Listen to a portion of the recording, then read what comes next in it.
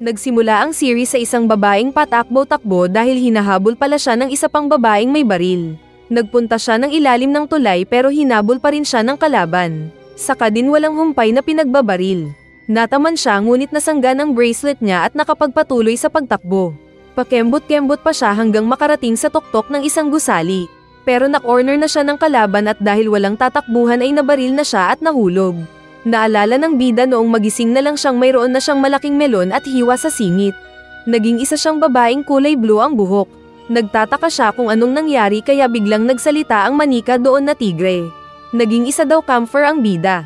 At ang mga camphor ay pawang mga babae dahil sa bracelet na nasa kamay nila. Hinawakan ng babae si disemboweled tiger at nag-shake it off para tumigil. Pero maingay pa rin. Kaya nahiga na lang ang bida at sinabing nasa panaginip lang siya. Sinabi ng tiger na masaya siyang tumulong kung gusto ng babae na bumalik sa pagtulog. Kaya nagbuwelo ito ng isang malakas na talon at sinipa ang babae. Nagising si Natsuro sa higaan nito kung saan isa siyang high school boy. Masaya siya dahil nakabalik na siya sa tunay na mundo. Sa kalsada ay naiwan sila ng boss ng kasamang student na si Sakura. Kaya nag-usap sila kaunti. Saka nagtanong ang babae kung kumusta ang tiger doll na bigay nito. Pinansin din ng babae ang bagong bracelet ni Natsuro dahil kumikinang ito. Kaya naalala ng bida ang sinabi ni One-Eye Jack Tiger na kapag nag-ilaw ito ay magiging chicks siya. Kaya agad siyang nagpaalam kay Sakura at nagrason na may naalala bigla. Bago pa siya mag-transform ay may babaeng bumaril sa kanila. At naalala ng bida ang nanghahunting sa kanya. May dumaan na bus at pag-alis ay wala na ang dalawang kaharap ni Sakura. At ipinakita na nagkaroon ng melon at malaking pangkembot. Patuloy siya sa pagtakbo na hindi inaasahang totoo pala yung panaginip niya. Naabutan siya ulit ng red-haired camphor na pinagbabaril ang bida. Pero magaling ang blue hair na nagpatalon-talon patungo sa tuktok ng poste ng kuryente. Nagpakilala ang bida na siya si Natsuro. At sinabi din ng hunter na siya si Akane sabay sabing tatapusin ang bida. Biglang lumabas si Sakura na hinahabol sila. Kaya tinutukan ito ni Akane at babarilin na sana. Nang tumalon si Natsuro at pinigilan si Akane. Pero bol ang apoy ang lumabas sa kamay niya na inilagan ni Akane. Sinabi ni Akane kung ano ang skill ni Natsuro. Babarilin na naman sana niya ang bida, pero mabilis na tinalon ni Natsuro ang chicks at iniligtas mula sa natumbang poste ng kuryente. Dahil dito ay napatungan ni Akane ang bida sa paborito mong posisyon. Umalis si Akane na sinabing hindi daw exciting makalaban si Natsuro. At dahil nahihiya ay agad na iniwan ng bida si Sakura. Sa paaralan ay sinabi ni Mikihito na naiinggit daw siya sa bida dahil may nagpapatawag sa kanya na chicks. Maliban pa ay malapit siya kay Sakura na isang idol sa classroom nila. Lumabas si Natsuro at kinausap niya ang isang nerd na hinahanap siya.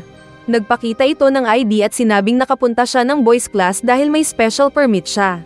At nagulat na lang ang hindi makapaniwalang Natsuro nang magpakilala ito na siya rin yung Akane na bumabaril sa kanya kanina. Nagpunta sila ng library at ipinaliwanag ni Akane nang naiiyak na ibang-iba kasi siya kapag nagiging camphor. Kaya yung mahinhin niyang ugali ay nagiging sadista kapag nagigising yung kamanyakan. Ipinakita ni Akane ang bracelet na kulay blue din kaya magka-teammate silang dalawa. At napagtanto ni Natsuro na kaya pala tumigil ito sa pag-atake sa kanya. Ngunit hindi lang iyon dahil ang bait daw kasi ng bida. Ipinaliwanag ni Akane na sinabi ng rabbit doll niyang psychotic na magkakaiba ang kapangyarihan ng mga camphor. Nagtanong si Natsuro kung anong nangyari bago nalaman ni Akane na isa siyang camphor. Kaya nakwento ng babae na nakaramdam daw siya ng kakaibang init ng katawan. Saka nakita na lang niya ang sarili na hawak ang isang matigas, mataba at maitim na bagay. Na agad niyang sinabing baril para huwag maisip ng bida na BBC. May ipinakuhang libro si Akane ngunit hindi naabot ng bida. Saka natamba silang dalawa magkapatong. Tumayo ang bida pero naiwan kasi ang libro sa singit ni Akane. Tapos nakasara pa ang mata nito kaya pinagkamalan niyang ito yung tag-uro ng bida. Natigil lang sila nang magsalita si Shizuko na huwag silang maingay sa library. At sinabing huwag silang magtusukan sa public place. Kaya napahiya ang dalawa. Biglang nagliwanag ang bracelet ni Natsuro. Kaya lihim siyang dinala ni Akane sa girls section. Kaya masaya ang bida dahil nasa teritoryo ng mga chicks na siya. Naupo sila at nagtanong pa si Natsuro kung bakit mga babae lang ang camphor at bakit sila naglalaban. Pero kahit tinorture ng masamang version ni Akane ang rabbit doll nito ay wala siyang nalaman. Ngunit hindi mapakali si Natsuro dahil naiihi na pala siya. Nagpunta sila ng CR at unang beses iihi ang bida gamit ang kuweba niya. Kalaunan pa ay naglalakad sila ni Akane at lalaki na naman ang bida nang dumating si Sakura. Kaya nagpaalam na si Akane. May ipinagtapat si Sakura na crush daw niya ang babaeng kulay blue ang buhok na nagligtas sa kanya. At nais ni Sakura na ipakilala ni Natsuru sa kanya. Kaya sa kwarto ay pinagtawanan ng Tiger ang bida dahil mas attractive pa ang babaeng version nito sa kanyang tunay na anyo. Sinabi ng bida ang problema kay Akane. Kaya nagselos ang babae na hindi niya dapat problema ito. Kaso ay siya lang daw ang nakakausap ng bida tungkol dito. Mabait na Akane ang kausap ni Natsuru. Pero bigla siyang tinutukan ng baril dahil nag-transform na pala ito sa loka-loka na Akane. Bigla silang pinatamaan ng mahabang blade na may tanikala pero agad silang umilag. At naging camphor na rin si Natsuru. Hinahanap ni Akane ang kalaban na nagpunta sa taas, pero nadaplisan siya at nahulog. Pero agad na sinalo ng bida ang naging sexing Akane sa harap niya. Tinutukan nito si Natsuru. At inutusan ni Akane na maging pain si Natsuru para lumabas ang kalaban. Mabilis na tumakbo si Natsuru na inatake ng mga namamalaw ng puwet na tanikala na iniligan ng bida. Pero marami itong sinira at muntik pang mahagip si Akane. Nakita nilang bigla si Sakura na nakatayo doon. At pinagkamalan ni Akane na kalaban kaya binaril. Mabuti na lang at iniligtas agad ni Natsuru si Sakura kaya hindi namatay. At nagmula sa ibang banda ang pag-atake. Iniwan ni Akane si Sakura sa pangangalaga ni Natsuru. Kaya binuhat niya ang cheeks at naramdaman ang malambot na donut. At nahawakan din ang makinis na legs. At nakaisip ang bida ng masarap. Pero hindi daw ganun ang tamang pag-iisip ng gentleman. At agad din niyang dinala si Sakura sa clinic. Sa kwarto ay nagtanong si Natsuru sa tiger doll nito. At sinabi ng manika na kalimitan na kapag may nagising na camphor ay nasa malapit lang din nila ang iba pang camphor. Kaya napagtanto ng bida na baka nasa iisang school sila lahat. Patawa-tawa pa kasi ang tiger kaya naiinis na tinapon ito ng bida sa basurahan. Nakita ni Akane si Natsuru at sabay silang pinatawag ni Shizuko para kausapin sa opisina ng student council. Nagtanong ang president kung anong nangyaring kaguluhan sa library nila. At sinabi ni Akane na hindi dapat kasama si Natsuru dahil lalaki ito. Pero sinabi ni Shizuko na wala siyang pakialam sa gender ng kasali sa kaguluhan. At nagtanong kung may dapat bang sabihin sa kanya ang dalawa, pero tahimik lang ang mga ito. Nang madismiss sila ay sinabi ni Akane na talagang istrikto si Shizuko. Pero biglang dumating si Sakura na nagtanong ulit kung kailan ipapakilala ni Natsuru si Natsura. Kaya napilitan ng bida na sinabing bukas. Pag-alis ni Sakura ay inanyayahan ni Natsuru si Akane sa bahay niya. Dalawa lang daw sila doon para mag-relax. At pwede daw siyang sumigaw ng kahit malakas. Kaya nag-blush ang advance mag-isip na Akane at masarap na masahe agad ang iniisip. Pero kalaunan ay sumama din siya kaya ibig sabihin ay gusto niya. Sa kwarto ng bida ay aksidenteng natamba ang nagulat na Akane sa kama. At feeling nito ay kainan na agad. At sinabi pang maging gentle lang daw ang lalaki. Naupo ang lalaki na sinabing kailangan ang tulong ni Akane. At nagtanong ang babae kung kailangan ba niyang mapatayo. Pero ang nais pala ni Natsuru na pag-usapan nila ay ang tungkol sa request ni Sakura na makita ang babaeng version ng bida. Kaya napahiya ang umasa na Akane, at bumaba ito sa kama. Nagtaka si Natsuru kung bakit may mga babae na nagkakagusto sa kapwa babae. Biglang nagsalita ang dalawang manika na nanunood lang pala doon at sinabi sa bida na go lang ng go. Lalo na at chick si Sakura. Nagtanong ang bida kung anong gagawin niya kapag nakaharap na si Sakura. At sinabi ng mga lokoong manika na gawin niyang Barbie doll. Samantalang sinabi ni Akane na itaas ang skirt nito. Pero nahiya naman siya nang tanungin ni Natsuru kung gusto ba niyang tinataas nila ang skirt niya. Pinuntahan nila ang dating site nila ni Sakura. At dahil hindi pa kayang mag-transform ng bida ay kinailangan pa siyang hawakan ni Akane para maging babae. Balak nilang isadiyan na pagalitin si Sakura sa babaeng version ni Natsuru. Pero nang makaharap na ng bida ang crush na Sakura ay hindi niya magawa-gawa ang plano. Kaya naiinis ang nanunood sa malayo na Akane. Sa pagbaba ng araw ay diretsahang sinabi ni Sakura na gusto niya si Natsura. At inaya ito ng date. Pero hindi makasagot ang na-starstruck na bida at tumakbo sa kinaroroonan ni Akane. Nagtanong siya kung anong gagawin. Pero sinabi ni Akane na barilin na lang niya si Sakura. Muling bumalik si Natsuru para kausapin ang babae at nagsayaw na parang baliw. Pero wala pala doon si Sakura at si Shizuko ang kaharap niya. Sinabi nitong isa din siyang camphor, saka nag-transform na hindi gaanong nagbago ang itsura. Pero hawak niya ang tanikala na armas na ginamit pang atake sa kanila noon sa library. At kulay red ang bracelet nito kaya kalaban ng mga kulay blue. Agad na lumapit si Akane na tinutukan ng baril si Shizuko. Pero nagulat sila nang dumating ang manika ni Shizuko na kinuryenteng pusa. Kaya nabigyan ng pagkakataon si Shizuko na umatake ng ninja weapon. Pero umilag si Natsuru at agad din silang tumakbo ni Akane. Sa isang madilim na kwarto ay inutusan ni Akane na maging decoy si Natsuru. Ngunit pinaghihiwa ni Shizuko ang pinagtataguan nila. Kaya muli silang umatras, pero naipit sila sa isang dead end. Sinabi ni Akane na sasanggain nito ang armas ni Shizuko, samantalang sunugin ng bida ang kalaban nila. Pero hindi kabisado ng bida kung paano ito gawin. Pero galit siyang pinilit ni Akane. Umatake si Akane ng pagbaril habang lumalapit. Kaya ginamit naman ni Shizuko ang armas nito at nasugatan ang boobs ng gunslinger. Dahil nag-alala si Natsuru ay nagawa niyang makapagbato ng apoy patungo kay Shizuko. Ngunit walang hirap na hinati ni Shizuko ang apoy sa dalawa. Kaya pinagalitan ni Akane ang bida. Lumapit si Shizuko na sinabing saka sila mag-away kalaunan. Kaya napa-atras ang dalawang bida. Sinabi ng bida na ulitin ni Akane na istorbohin si Shizuko dahil may naisip siyang paraan. Kaya ginawa nga ito ni Akane na patuloy ang pagbaril kay Shizuko. Pero tinatagpas lang ng kalaban ang mga bala dahil mas mabilis ito sa kanila. Nasaktan ng mga pag-atake ni Shizuko si Akane. Ngunit nabigyan ng pagkakataon si Natsuru para magpatama ng apoy sa isang fire sprinkler.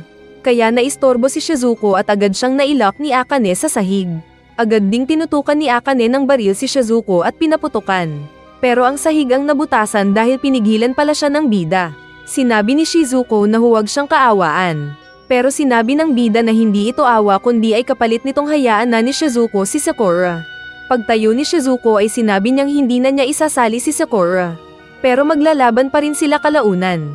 Nagtanong si Natsuru kung bakit kailangan nilang maglaban. Kaya sinabi ni Shizuko na nakikipaglaban siya para maging champion ng mga camper. At kapag napansin siya ng mga moderator ay saka siya magtatanong kung bakit kailangan maglaban ng mga camper. Saka din ito umalis. Nainis si Akane sa bida dahil sa hindi niya pinatay ang kalaban. Pero magaling daw ang naisip niyang paggamit sa fire sprinkler. Kinabukasan ay tinawag ulit sila ni Shizuko at nalaman nilang tinanggal ng Students' Council President ang memorya ni Sakura sa kanila. Pero nababahala pa rin ito sa paghahanap ni Sakura sa magandang version ni Natsuru. Kaya pinilit ni Shizuko ang bida na mag-transfer sa section ng mga babae. Ayaw sana ng bida pero inayos na pala ng President ang paperworks. Kaya hindi na nakatanggi pa ang bida. Pagpasok niya sa girls section ay nagpakilala ang bida at pinagkaguluhan siya ng mga babae. At saktong magkaklase sila ni Akane dahil inayos ito ni Shizuko. Pinag-aagawan siya ng mga babae nang lumapit ang class president at sinabing dapat ay siya ang katabi ni Natsuru. Kasama din nito ang vice president at class treasurer na inaamoy ang bida. Biglang binuksan ni Sakura ang pinto at sinabing huwag nilang masadista ang bida dahil bago lang siya doon. Natigil sila nang sinabi ni Sakura na inutusan daw siya ng Students' Body Council na bantayan si Natsuru. Saka hinila ang bida palabas ng kwarto, na kinareklamo ng iba. Pero sa hallway ay sinabi ni Sakura na imbento lang niya ang utos daw ni Shizuko. Saka siya niyakap-yakap ni Sakura habang nagbablush ang mukha. Kaya gusto ding yakapin ng bida ang kaharap na chicks. Pero biglang nag-ilaw ang bracelet niya, kaya agad niyang tinulak ang babae at tumakbo ng rooftop. Nag-aalala siyang maging lalaki sa oras na iyon. Pero naging ayos na ulit ang bracelet. Dumating si Akane na sinabing kontrolin ng bida ang pagtigas ng muscle ni Taguro. At kung sakali mang maging lalaki siya ay sa library siya magtago. Dahil mas mababantayan siya ni Akane. Kaya nagpasalamat ang bida na kinablush ni Akane.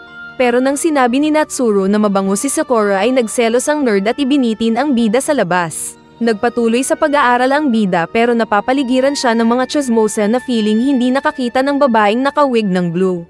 Kahit pagkain ng candy ng bida ay nais nilang gawan ng reaction video. Lumapit ang isang school journalist na si Masumi at pilit na nakipagkilala sa bida. Nagdahilan itong kailangan ng bida na magpakilala bilang isang bagong transferee student doon. Dahil inakala ng bida na rules daw ito ng paaralan ay sumama nga ang bida sa interrogation room. At maraming mga personal na bagay ang tinanong ni Masumi. Kasama na ang type nitong babae. At nagtanong kung may nag-confess na sa kanya ng I love you na babae. Naisip ng bida si Sakura pero hindi sinabi. Ngunit nakita ni Masumi ang reaksyon niya at alam na ang sagot na oo. Kaya nang may lathala ang school newspaper ay nakita niyang siya ang headline at mahilig daw siya sa babae. Kaya mabilis siyang pinagkaguluhan ng mga tomboy at silahi sa paaralan. Pinagkaperahan din siya ng class president at ng mga kasama nito sa pamamagitan ng pagbebenta sa bida. At may mga na-interview silang fanatic na mahilig sa chicks tulad mo. May mabait, may maganda, may hindi naliligo, at may manyak. Kaya napagod si Natsuro. Aalis sana siya para umuwi, pero pinagbawalan siya ng class president dahil may mga schedule pa siyang gagawin na buhay ng artista. Pero tumakbo ang bida na hindi sanay sa ganon. Kaso paglabas niya ay sinalubong siya ng 3 babaeng bully na may hawak na pampasarap ng Chicken Joy. At itinali nila ang bida sa isang madilim na kwarto. Saka doon ay kiniliti nila ang nasarapan na bida. At nagmasa-masa din sila ng malalaking siopaw kaya napaungol na lang ang nakatali na bida. Pag-uwi niya ay kinantsawan siya ni Disemboweled Tiger dahil nabugbog ang durian niya. Kaya itinapon niya ito sa basurahan. Kalaunan ay kumatok si Akane na nasa labas at may dala na cake. Nagpasalamat ang bida na isasara sana ang pinto. Pero nais siyang makasama ni Akane kaya pinapasok niya ito. Kumain sila ng cake at nais lapitan ni Akane ang bida. Inilapit ni Natsuro ang mukha kay Akane na inakalang hahalikan ng crush. Pero sinabi lang ni Natsuro na may cake ang lips nito. Kaya tumayo si Akane na sinabing aalis na siya para maiwasang masaktan pa. Kaya natawa ang dalawang manika na sinabing manhid si Natsuro kaya wala na siyang dapat asahan. Saka din umalis si Akane. Kinabukasan ay nakasalubong niya ang class president at ng 2 abubot nito. At sinabi nilang ipagpatuloy na ni Natsuro ang pagiging tomboy at pagkaperahan ang mga babae doon. Pero biglang dumating si Sakura na pinunit ang article na sinulat ni Masumi. Saka hinila si Natsuro. Nagpunta sila ng isang kantin at sinubuan siya ni Sakura ng cake. Lumapit sa kanilang mesa si Shizuko na nais tulungan ng bida. At kunwari sinabi nitong ang tunay na crush ni Natsura ay yung kapangalan niya sa boys section na si Natsuro. Kaya tumayo si Sakura na nagselos at umalis. Nagreklamo ang bida kay Shizuko. Pero sinabi ng president na ginawa niya ito para din sa bida. Dahil girls section ay mabilis ang pagkalat ng chismis at maraming nag-react na mga babaeng fans niya. Hindi daw sila makapaniwala na lalaki pala ang crush ng babaeng version niya. Kaya iniipit nila habang tinatanong si Natsuro. Dahil dito ay hindi mapigilan ni Natsuro ang pakiramdam hanggang mag-ilaw ang bracelet. Kaya agad siyang tumakas sa mga chicks at mabilis na pumasok sa library. Doon ay naging lalaki ang bida at nakita din siya ng galit na Akane dahil sa narinig na chismis. Lumapit ng husto si Akane sa mukha ng bida, pero natambay ito sa ibabaw niya. Tapos dumating pa si Sakura na hinahanap siya at nakita sila sa ganoong pagkakataon. Nagpapaliwanag si Natsuro, pero sinabi ni Sakura na wala siyang paki sa lalaking Natsuro. At hindi siya magpapatalo dito para sa pag-ibig sa babaeng Natsuro. Nag-iisip ang bida sa boys section nang lapitan siya ni Mikihito. Sinabi nitong ayon sa survey ng paaralan nila, ay may isang bagong babae na pwedeng itapat sa ganda ni Shizuko at Sakura. Walang iba kundi ang babaeng version ni Natsuro. Kaya agad na naging babae ulit ang bida na pinuntahan si Shizuko. Doon ay nagtanong siya kung bakit siya naisali sa beauty pageant imbes na lalaki naman siya. Kaya ipinaliwanag ni Shizuko na ginagawa lang niya ang trabaho bilang student council president. Nagpaliwanag ang bida na hindi patas sa ibang mga tunay na babae ang pagsali niya sa pageant. Kaya umupo si Shizuko sa mesa at sinabing tatanggalin niya ang pangalan ni Natsuro sa pageant sa isang kondisyon. Kaya ipinakitang napawaw sa sarap ang president sa ginagawa ni Natsuro. At naunat pa ang mga paa nito sa sarap. Pero minasahe lang pala ni Natsuro ang mga balikat niyang napagod dahil naging busy daw siya sa mga nakaraang araw. Nagkwento si Shizuko na gusto sana niyang maging comedian sa harap ng maraming tao. Pero kabaliktaran nito ng ugali niya. Dahil natigil ang bida sa pagmasahe ay inutusan ulit siya ni Shizuko. Kaya masarap ang pagpisil-pisil ng bida. Pero nagulat siya dahil humarap pala sa kanya si Shizuko na pinamasahe ang mga melon nito.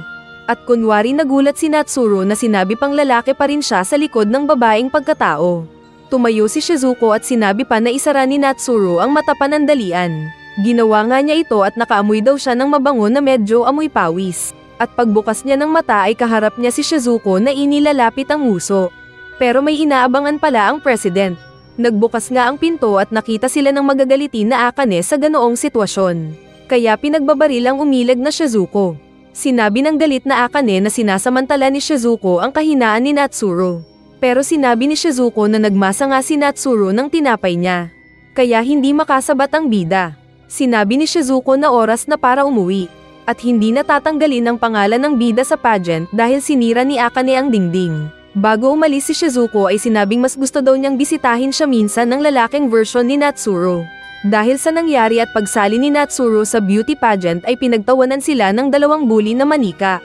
Kaya sabay nilang tinapon ang mga ito sa basurahan. Problema daw ng bida kung anong talent nito sa pagsali sa pageant.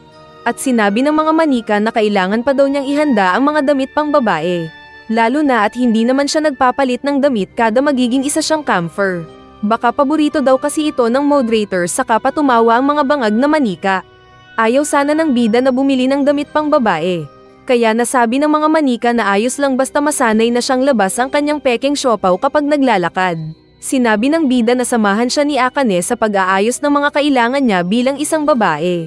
Kaya iba na naman ang naisip ng nanginig ang pex-pex na Akane. Nagpunta sila ng clothes store para sa mga babae.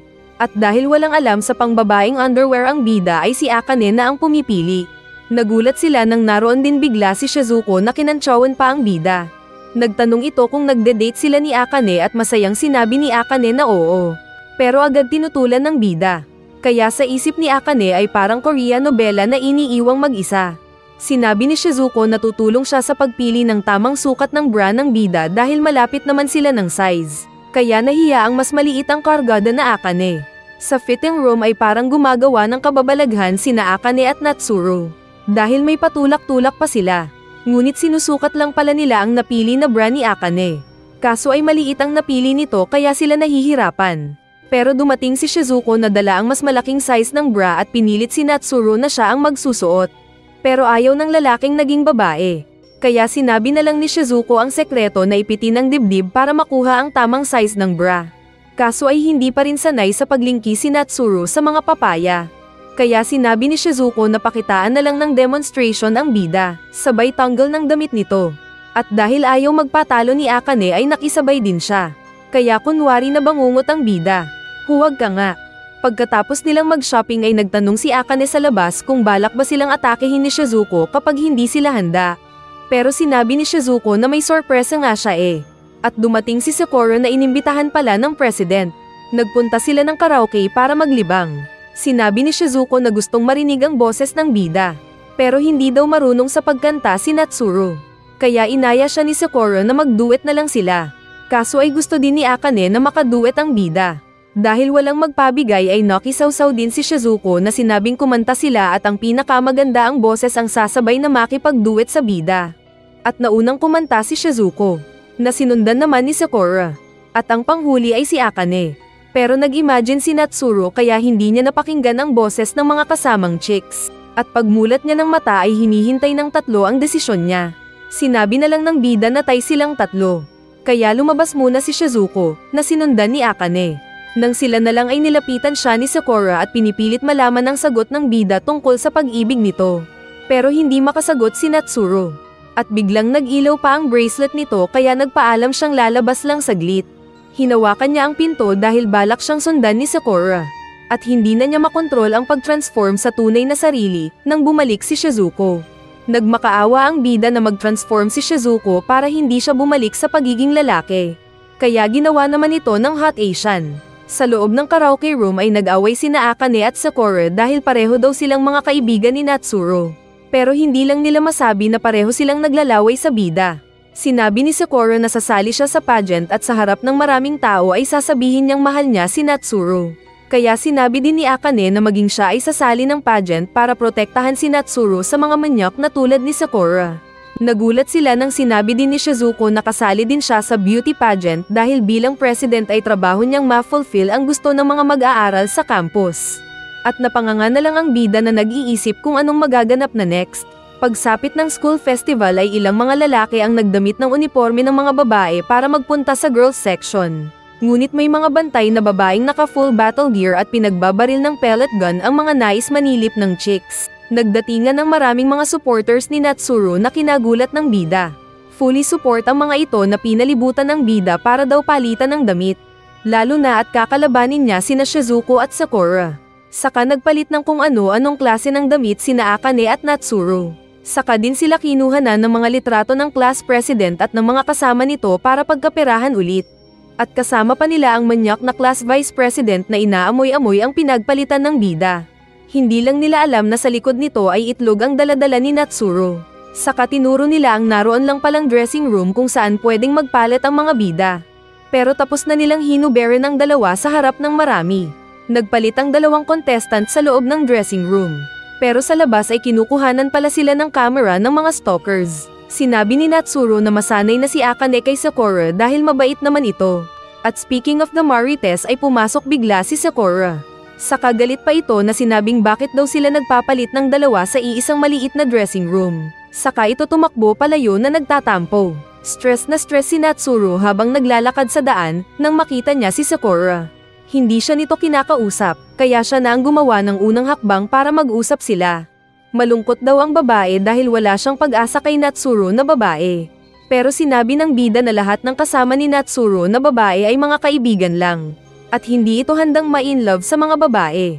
Naging magaan ulit ang loob ni Sakura na sinabing kahit nag-usap sila ay hindi pa rin ito ipapaubaya si Natsuro sa lalaki. Pagkaalis ni Sakura ay biglang nagsalita si Shizuko na naroon lang pala sa taas ng bakod. At binabantayan nito ang galaw nilang dalawa ni Sakura. Dahil nakakatuwa daw pala ang pagmamatsyag sa ginagawa ng kinaiinteresan niyang tao. Pagpasok ni Natsuro sa paaralan ay nakita niya ang bumungad na Sakura. Naka-bridal gown ito, kaya nag-imagine ang bida na ikakasal silang dalawa ng babae. Nag-usap sila saglit pero natigil din agad dahil nagsalita si Akane na masama na naman ang tingin kay Sakura. Sinabi nitong naroon siya para protektahan ang bida. Pero sinabi ng bida na gusto na lang muna niyang mag-isa. Umupo siya sa tabi, pero nagulat nang biglang magsalita naman si Shizuko na katabi na pala niya. Sinabi ni Shizuko na bilang school president ay responsibility niya ang kaayusan ng event. At kung sakaling magkagulo sina Sakura at Akane ay responsibilidad ng bida ang dalawa. Bago pa magpalit ng damit si Shizuko ay inaya nito ang bida na panoorin siya. Pero ayaw ng bida ng buko pie. Nagsimula ang pageant at si Natsuro ang naunang lumabas. Saka sumunod si Sakura na nakadamit pang kasal. Saka pa ito nagdrama-drama na si Natsuro daw ang hinahanap nitong katambal ng kanyang puso. Nag-cheer ang mga tao nang sinabi ni Sakura na maghahalikan daw sila. Kaso ay pinigilan ito ni Akane na nagpaputok ng baril. Naka-costume naman ito ng cowgirl, at ito yung masungit na Akane. Nagselos siya sa bida na muntik mahalikan ni Sakura kaya pinagbabaril niya ang dalawa na umilag-ilag. Pinagbabaril pa ni Akane ang paa ni Natsuro na umilag sa kanatamba at napatungan si Akane. Kaya nag-cheer ulit ang mga tao na sinabing halikan na. Tinulak ni Akane si Natsuro na napunit ang damit at nakita ang kayamanan nito ng mga masayang fans. Pero nakialam na rin si Shizuko gamit ang armas. Patuloy naman sa pag-arte si Sakura para makuha ang puso ni Natsuro. Pero sinabi ni Shizuko na oras na para tapusin ang stage show. Pinulot pa ni Akane ang baril at pinagbabaril si Shizuko. Pero nahati-hati ang mga bala nito. Saka tinapunan ni Shizuko ng kutsilyo ang tatlong beauty queen kaya knockout silang lahat. At nag-cheer ang walang kamuwang-muwang na mga tao na naglaban pala ng tunay sa harap nila ang mga camphor.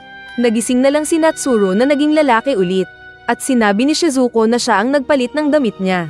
Nagpasalamat si Natsuro kay Shizuko pero hindi daw sapat. Kaya hinalikan ni Shizuko ng masarap ang bida.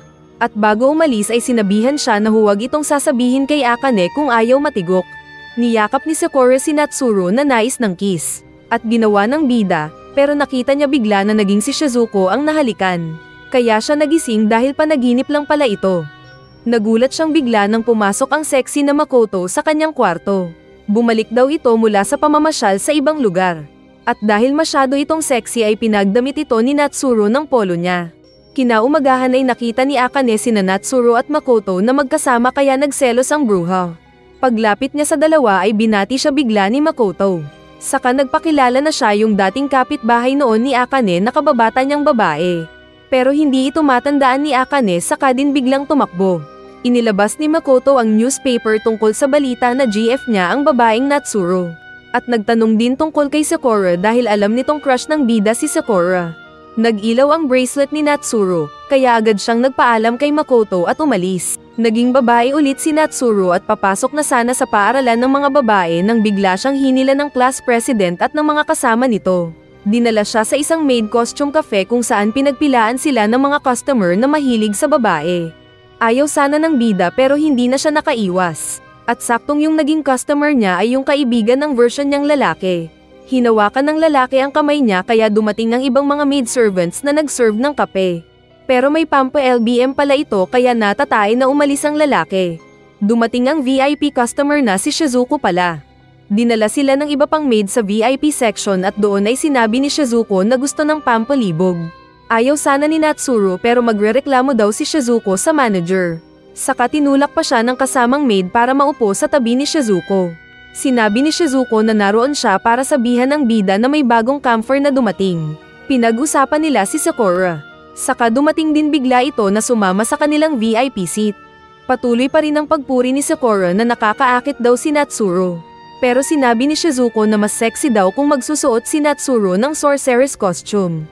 At dahil maid nila ito sa kasalukuyan ay pwede daw silang mag-request ng gusto nila. Sinabi ni Shizuko na samantalahin ni Sakura na humingi ng halik kay Natsuru. Kaya napanganga ang bida na nag-imagine. Sinabi ni Shizuko na mas gusto niya ng lalaki kaysa babae. Kahit na hindi gaanong magaling humalik. Nag-request si Sakura ng halik pero sinabi ni Natsuru na mag-request ng iba ang blondie. Kaya date ang hiniling ni Sakura sa araw na iyon. Kaya sila nag-date na dalawa. May kinausap na kakilala si Sakura. Pero may nakita ang bida na bagong karakter. Pumasok sila sa isang scare show at hinawakan ni Sakura ang kamay ng bida. Agad na napansin ng bida ang na-misfire na tusok patungo sa kanila. Samantalang natatakot sa multo ang love story ang alam na Sakura. Naka-timing ang bida na binato ang pinagmulan ng pag-atake at nakita niya ang bracelet ng kalaban. Kaya agad niya itong sinundan patungo sa labas. Sinabi ng puti ang buhok na may katana na hindi niya type ang babaeng Natsuru. Kasabay din itong umatake ng pagtaga sa bida na mabilis lang sa pag-ilag. Napa-atras sa puno ang bida na tinaga ng camphor kaya nasira ang puno. Pero iniligtas siya nang dumating na Akane na naging camphor na rin. Binaril ni Akane ang white hair samantalang tinataga nito ang bala gamit ang katana. Pero nainis na ang bida na sinabing tumigil na silang dalawa. Sabay tapon ng power na apoy. Tinawag niyang Makoto ang white hair na camphor kaya nagtaka ito. Saka dumating din si Shizuko na tinalian si Makoto gamit ng kadena nito. Kaya nagtanong si Makoto kung bakit siya tinalian pareho silang red camphor. Inutusan ni Shizuko ang dalawa na bumalik sa dati at nauna si Akane. Kaya nagulat si Makoto. Pero mas nagulat siya nang maging Natsuru na lalaki ang bida. At naalala nito ang pag-date nila ni Sakura kaya nahimatay ito sa selos. Nag-meeting sila kalaunan at sinabi ni Makoto na nagiging bakla na daw ang bida. Lalo na at nagkakaroon ito ng malalaking papaya kada nagiging camphor. Pero napatanong siya kung bakit hindi daw naglalaban ang red at blue camphor. At sinabi ni Shizuko na may nais muna siyang maimbestigahan kaya peace muna sila. Masaya si Natsuru dahil inimbitahan siya ni Sakura na magpunta ng bahay nito. Pero malungkot din siya dahil ang babaeng version nito ang gusto ng babae. Paglabas niya ng pinto ay nakita niya sina Akane at Shizuko na naghihintay sa labas. Nabalitaan daw nila ang invitation ng babae at gusto pa rin nilang sumama sa bida dahil may nais malaman si Shizuko. Nagpunta sila ng mag-ara na tirahan ni Sakura. At masaya si Sakura na binuksan ng pinto. Hindi man ito in-expect ang dalawa na kasama ng bida pero pinapasok pa rin sila. Kumain sila at uminom. At pati yung mga manika ay uminom ng juice pero tumagos yung tubig sa katawan nila. Sinabi ni Sakura na maglaro sila ng pagkain ng choco sticks hanggang maging lips to lips. May inayos na matching table si Sakura at ang nagpares ay sina Akane at Shizuko. Kaya kinagat nila pareho yung choco stick. Hanggang mahalikan ni Shizuko ang natalo na Akane. Sinabi ni Shizuko na mas gusto niyang halikan ang mga lalaki, sabay sulyap sa bida na pakunwari pa. Dahil natapos na daw sina Shizuko at Akane ay sinabi ni Sakura na siya naman at Natsuru. Pero nagreklamo si Akane na dapat ay maglaro ulit sila. At ang lumabas na ipapares ay sina Akane at Natsuru. Kinagat ni Akane ang choco stick saka tinawag ang bida. At kinain nilang pareho ang choco stick. Agresibo si Akane na palapit ng palapit. Pero biglang naputol ang choco stick kaya hindi nangyari ang balak ni Akane sa bida. Sinabi ni Natsuru na mas mabuti sigurong gawin na lang ni Akane ang bagay na ito sa BF niya. Dahil hindi daw makita ni Sakura na makakapare si Natsuru ay sinabing maglaro na lang sila ng ibang bagay.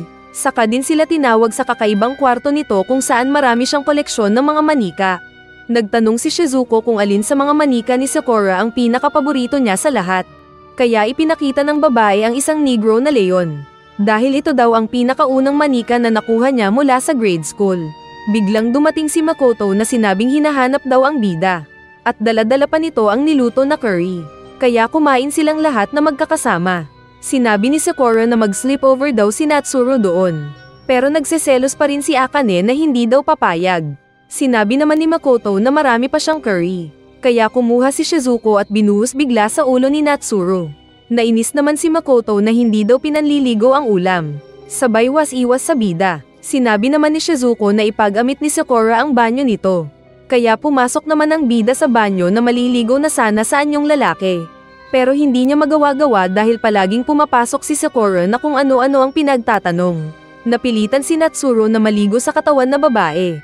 At nahihirapan daw siya dahil sa laki ng papaya. Samantala sa labas ay nais daw pumasok ni Sakura para sabunin ang likod ni Natsuro. Pero pinipigilan siya ni Akane. Kaya biglang sinabi ni Makoto na siya na lang. Bago matulog ay nag-agawan pa ang mga babae kung sino ang magiging katabi ng bida sa pagtulog. Pero sa huli ay mag-isa pa rin ni Natsuro na natulog. Nagising siya sa gitna ng gabi na naging lalaki. Saka biglang pumasok bigla si Sakura na pumasok sa kanyang kumot.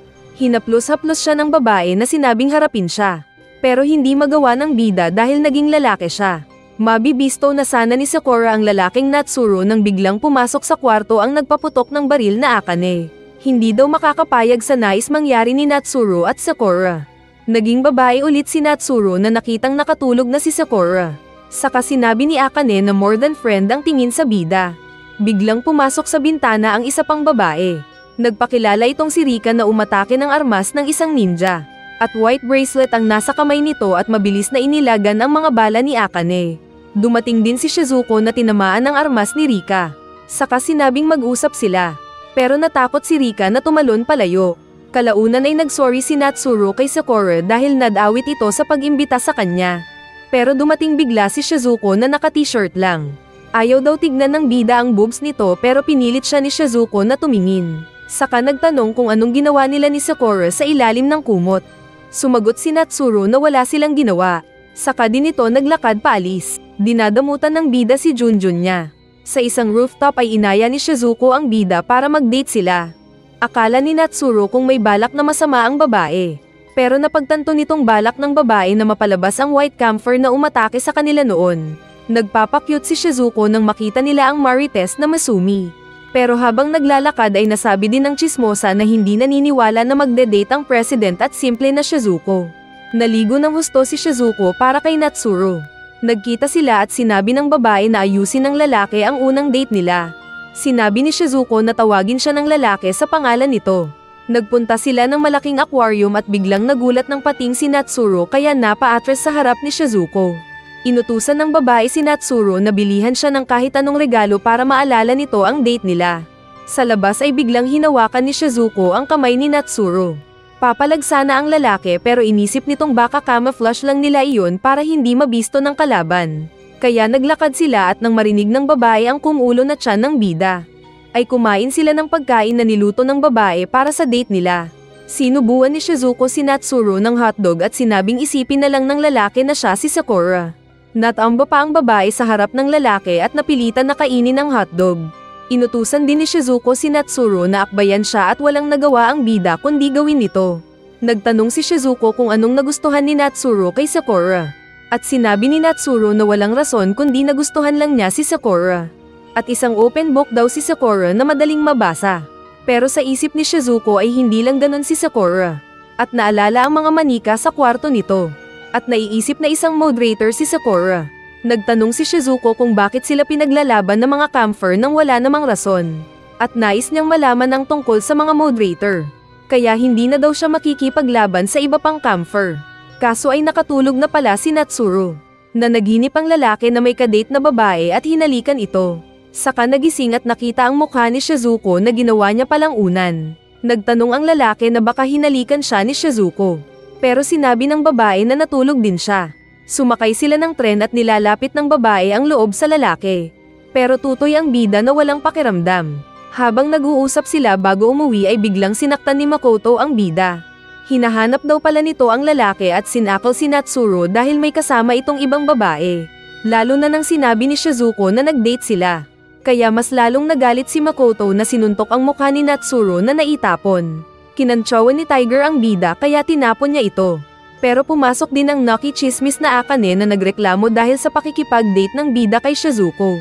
Nagtanong si Akane kung anong klase ng babae ang type ng bida.